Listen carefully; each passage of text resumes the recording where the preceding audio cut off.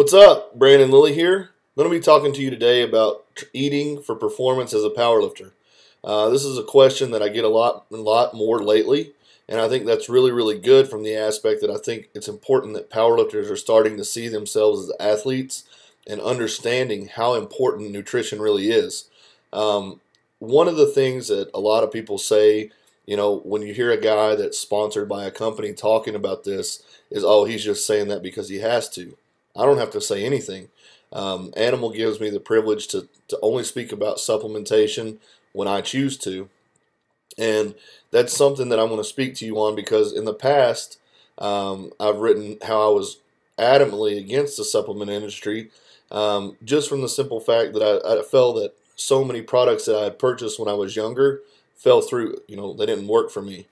So what I realized as I started getting stronger and as I started becoming more and more involved in the sport and working with people who knew a lot more about diet than I did was that while I was doing a pretty good job of eating and eating pretty good foods, I was still falling short. So what I want to say to you today, if you were to come to me as a powerlifter, the starting block that we would have is this. This is the model that I give the athletes that I work with.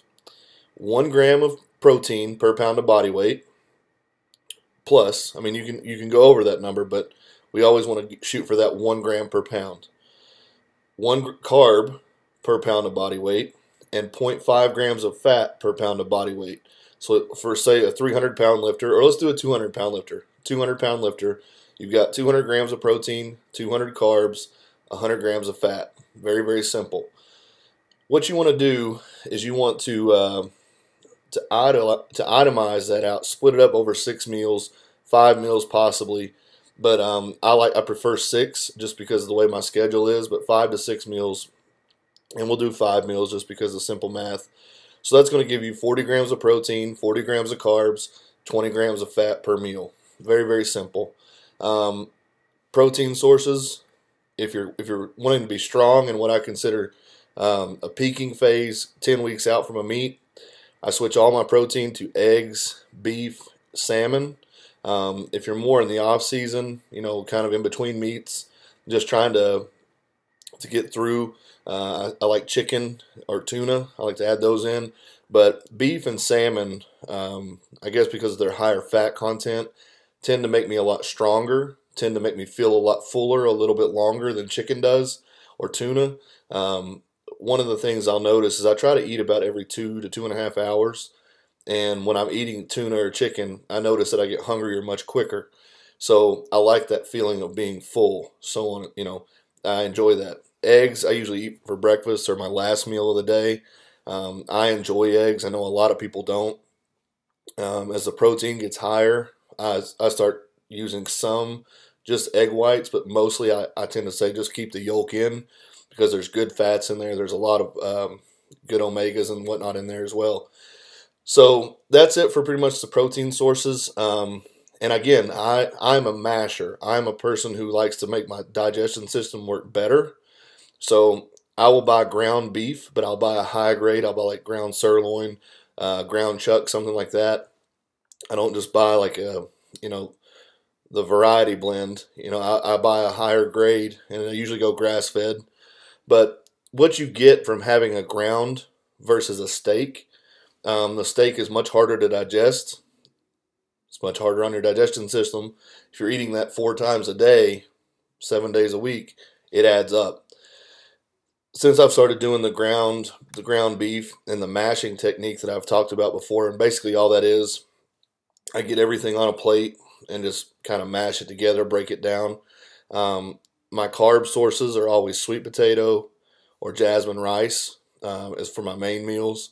I like jasmine rice over brown rice because it tastes better. It's very easy to cook in a rice cooker. That's a huge, very simple investment for powerlifters, bodybuilders, whatever you are. A rice cooker is an amazing tool in the kitchen. So sweet potatoes, jasmine rice, oats, cream of rice. Again, I kind of front the oats and the cream of rice in the morning with the eggs. Throughout the day, it's jasmine rice, sweet potato, alternate, something like that. And as far as fats go, I like like peanut butter, natural peanut butter, almond butter, olive oil, coconut oil. But my favorite is avocados.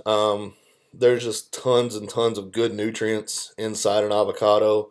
They taste good. I like Mexican style food, so have an avocado with something, throw some hot sauce on it, and it's amazing. So it's very, very simple. And like I said, if you're shooting for 20 grams of fat, per meal, that's roughly a little more than half of an avocado.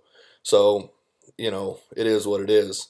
Now, throughout the day, if you're going along, the animal supplements that I take religiously, multivitamin, the animal pack. I take the omega for the fats. They're great. I take the flex for the joints, obviously coming off of knee surgery. The animal flex has been something that I've really, really turned to. I can't say that it's the only thing that's helping my knees progress, but it is something that's in the arsenal. Good PT, good diet, good work ethic, and then I have the flex to go along with it. So there's a lot of good things that I'm doing for my knees. As far as protein goes, I use the ISO whey from Universal. I use Torrent Intra Workout from Universal, and I like the Animal PM as well. I'm not a guy that just lays down and goes to sleep. My mind's going 100 miles an hour all the time. So the Animal PM has really, really been good for me. I really like it. The other things I've been using are the Animal Test. I like that as well.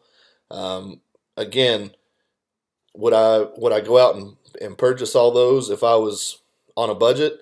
Maybe not. If I was on a budget, what I would do is I would get my food first. I would say the animal pack is essential. The ISO whey would be essential, and the Torrent would be essential. It's a really, really good muscle builder, intra workout drink. Those three would kind of be my staple. And then if you had some extra income, go along and get the others there. But that's one of the benefits of being a sponsored athlete. And, I get to try things and I get to tell you, hey, this is really, really good. This is something that I believe in. If you've got a little extra cash, this is worth your dime. And I believe in that. But again, back to the diet. No matter what you put into your body and what you have on paper, the great tool that you have is not the scale. The greatest tool that you have is the mirror. So if your lifts are going up and if you're getting fat, well, that's not really good. What you want to do is you probably want to scale back some of the carbs.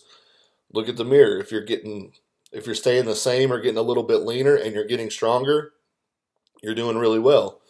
Now, in the off season, I'll play with that a little bit. I'll up my carbs some, up my fat some just to put on a little bit of weight.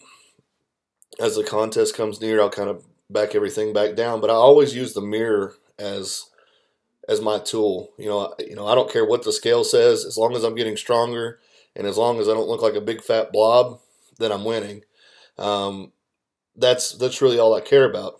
As after my surgery, my weight dropped down quite a bit, and I did Mark Bell's meet. And to get to that level back of strength and weight, I was about 280 pounds, and I wanted to lift at 308.